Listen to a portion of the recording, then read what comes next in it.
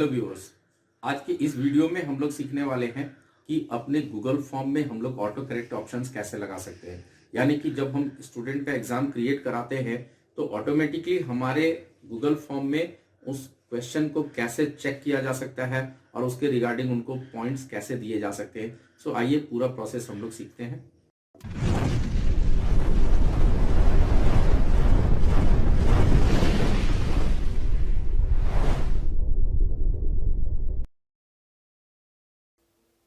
Hello viewers, आज का ये वीडियो कई व्यूअर्स के रिक्वेस्ट पे बनाया गया है, जिसमें आज हम लोग देखने वाले हैं कि अपने गूगल फॉर्म में हम लोग ऑटो करेक्ट ऑप्शंस कैसे लगा सकते हैं। यानी कि जो आंसर्स फीड किए गए हैं उन आंसर्स में से करेक्ट आंसर हमारा ऑटोमेटिकली कैसे चेक हो सकता है और उसके रिगार्डिंग उसमें पॉइंट्स कैसे सेट कर सकते हैं।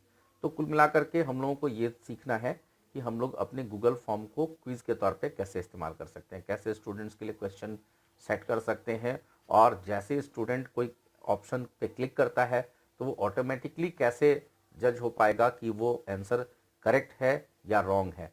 तो उसके लिए हम लोगों को अपने गूगल फॉर्म को एक क्विज़ के तौर पे इस्तेमाल करना होगा, क्विजेस क्रिएट करने होंगे जिसमें ये ऑप्शंस हम लोग लगा सकते हैं। तो आइए हम लोग देखते हैं कि उसको करेंगे कैसे। सबसे पहले गूगल फॉर्म क्रिएट करने के लिए या तो आप यहाँ पे टास्क बार में गूगल फॉर्म्स लिख करके सर्च कर लीजिए,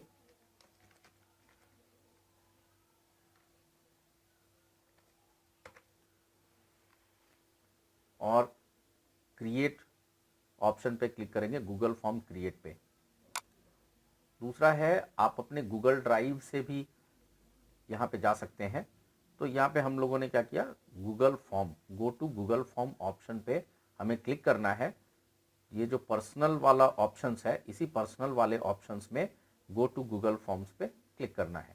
क्लिक करने के बाद जब हमारा गूगल फॉर्म क्रिएट होगा, ये हमारा गूगल ड्राइव पे हम लोग आ गए, और उस गूगल ड्राइव पे पहले से जो गूगल फॉर्म सेव्ड हैं वो दिख रहे हैं, कुछ टेम्पलेट्स यहाँ पे दिख रहे हैं। इन टेम्पलेट्स का इस्तेमाल करके भी हम लोग गूगल फॉर्म्स बना सकते हैं। यहाँ पे हम लोग एक क्विज क्रिएट करने की कोशिश करेंगे। उसके लिए हम लोगों को एक ब्लैंक गूगल फॉर्म लेना है।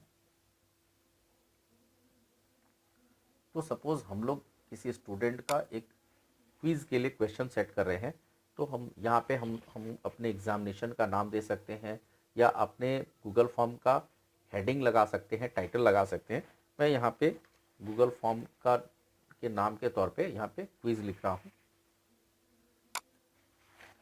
अब यहाँ पे जो इंस्ट्रक्शंस है इस क्वेश्चन के रिगार्डिंग, यानी कि चूज द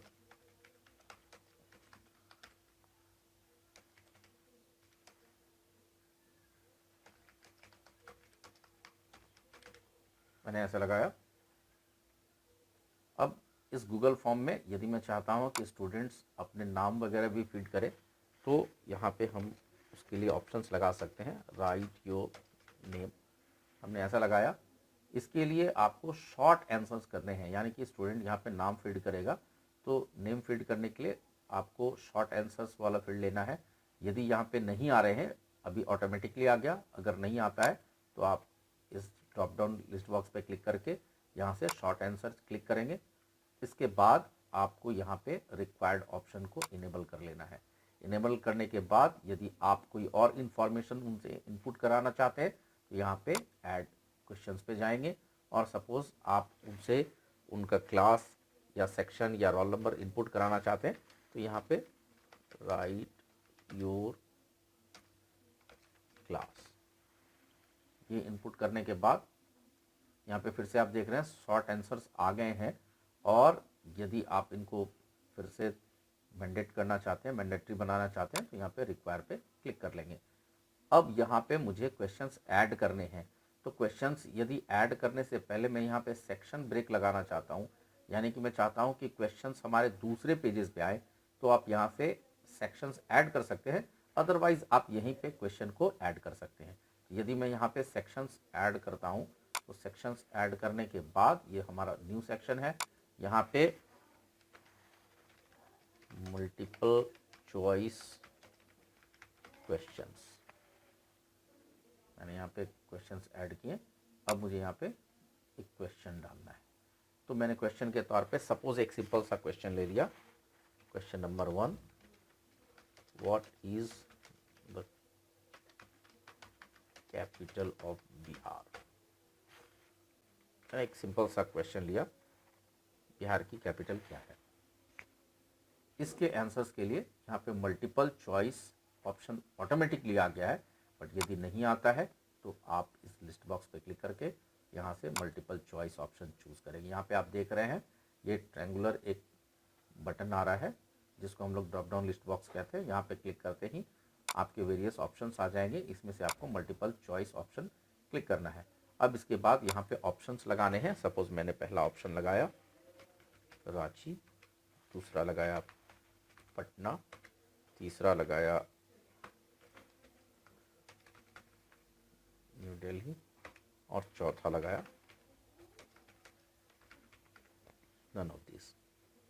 अब यहाँ ध्यान देने वाली जो बेसिक चीज़ है वो आपको यहाँ पे ध्यान देना है। यदि मैं चाहता हूँ कि यूज़र जैसे ही क्लिक करता है इसमें से किसी एक ऑप्शन पे, तो वो हमारा जो क्वेश्चन पेपर है वहाँ पे ऑटोमेटिकली वो करेक्ट हो जाए, यानी कि वो पता चल जाए कि उसने करेक्ट ऑप्शन चूज़ किया है या नहीं। हमें इसको अलग से वेरीफाई करने की ज़रूरत ना पड़े, अलग से इस फॉर्म को चेक करने की ज़रूरत ना पड़े।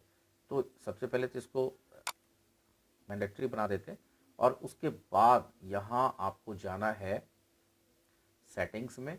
यहाँ पे आप देख पा रहे हैं ये सेटिंग्स ऑप्शन है, इस सेटिंग्स में क्लिक करना है और सेटिंग्स में क्लिक करने के बाद आपको यहाँ पे क्विजेज पे जाना है। क्विजेज ऑप्शन में जाने के बाद यहाँ पे ऑप्शन आ रहा है मेक दिस अ क्विज। इस क्विज को इनेबल कर लेना है। इनेबल जैसे ही आप करेंगे तो इसके ठीक नीचे रिलीज ग्रेड है, यहाँ पे 2 रेडियो बटन्स आ रहे हैं रिलीज ग्रेड के नीचे, एक इमीडिएटली आफ्टर ईच सबमिशन। यदि आप चाहते हैं कि जैसे ही स्टूडेंट फॉर्म सबमिट करे उसको ग्रेड यानी उसको स्कोर्स दिख जाए, अगर आप ऐसा चाहते हैं तो आपको ये पहला वाला इमीडिएटली आफ्टर ईच सबमिशन इसको इनेबल करके रखना है। और यदि आप चाहते हैं कि नहीं आपके रिव्यू के बाद आप उनको मार्क्स बताएं, उनके जो स्कोर्स हैं वो आप उनको कन्वे करें, तो आपको ये दूसरा वाला ऑप्शन क्लिक करके रखना है, यानी कि इमीडिएटली वाले को डिसेबल करके लेटर आफ्टर मैनुअल रिव्यू, यानी कि आपके मैनुअली रिव्यू करने के बाद आपको ये आप उसको बताएंगे। तो यहाँ पे एक और ऑप्शन आ रहा है, जैसे ही आप लेटर आफ्टर मैनुअल रिव्यू पे क्लिक करेंगे तो यहाँ पे टर्न्स ऑन ईमेल कलेक्शन ये ऑटोमेटिकली ऑन होता है, जिसे हमें अगर हम ईमेल नहीं रिसीव कर रहे हैं, यदि हम मेल उनका मेल एंटर नहीं करवा रहे हैं तो फिर से मुझे जाकर के वहाँ पे मेल को बंद करना है। फिलहाल आप देख लीजिए लेटर आफ्टर मैनुअल रिव्यू, इसके नीचे रेस्पोंडेंट कैन सी, तो जो रेस्पोंडेंट है यानी कि जो एप्लीकेंट है, जो यूज़र है, जो स्टूडेंट है, उनको क्या क्या दिख सकेगा। तो मिस्ड क्वेश्चन दिखेगा, करेक्ट आंसर्स दिखेंगे और पॉइंट वैल्यूज दिखेंगे, ये तीनों वो देख सकते हैं। तो यदि इमीडिएटली आफ्टर ईच सबमिशन रखते हैं तो ये तीनों ऑप्शंस उनके सबमिशन के तुरंत बाद आ जाएंगे। और यदि हम लोग लेटर आफ्टर मैनुअल रिव्यू रखते हैं तो हमारे जो मैनुअली रिव्यू करने के बाद उनको ऑप्शंस हम लोग बता सकते हैं। यदि हम लोग ईमेल उनका कलेक्ट करते हैं तो हमारे रिव्यू के बाद उनको मेल पे पता चल जाएगा, और यदि हम लोग मेल नहीं रिसीव करते हैं तो फिर हम लोग उनको कन्वे करेंगे। तो हमें ये दूसरा वाला ऑप्शन, यदि हम तुरंत आंसर नहीं बताना चाहते तो ये दूसरा वाला ऑप्शन इनेबल करके रखना है और इसके बाद यहाँ पे सेव पे क्लिक रखना है। जैसे हम लोग क्लिक करेंगे तो आप देखेंगे कि यहाँ पे ईमेल कलेक्शंस के लिए आ गया। यदि आपको मेल कलेक्शंस नहीं करने हैं क्योंकि सारे स्टूडेंट्स को मेल आईडी याद नहीं रहते, तो आप यहाँ से चेंज सेटिंग्स में जा करके ईमेल को बंद कर लेंगे। कलेक्ट ईमेल एड्रेसेस ये आप यहाँ से डिसेबल कर लेंगे। डिसेबल करने के बाद वापस इनको सेव करना है। अब देखिए ये जो हमारा सेटिंग्स इनेबल हो गया, तो सेटिंग्स इनेबल होने के बाद यहाँ पे जब आप अपने क्वेश्चन पे आएंगे, क्वेश्चन पेपर पे आएंगे, क्वेश्चन पेपर पे आने के बाद आप नीचे देखिए यहाँ पे आंसर कीज है, ये एक टिक मार्क है। इस ऑप्शन को ध्यान से देखिए, यहाँ पे आंसर कीज के लिए ये एक टिक मार्क है। इस टिक मार्क पे आपको अपने माउस पॉइंटर से, यदि आप डेस्कटॉप पे काम कर रहे हैं तो माउस से, या फिर आप मोबाइल पे हैं तो इस ऑप्शन को आपको टैप करना है।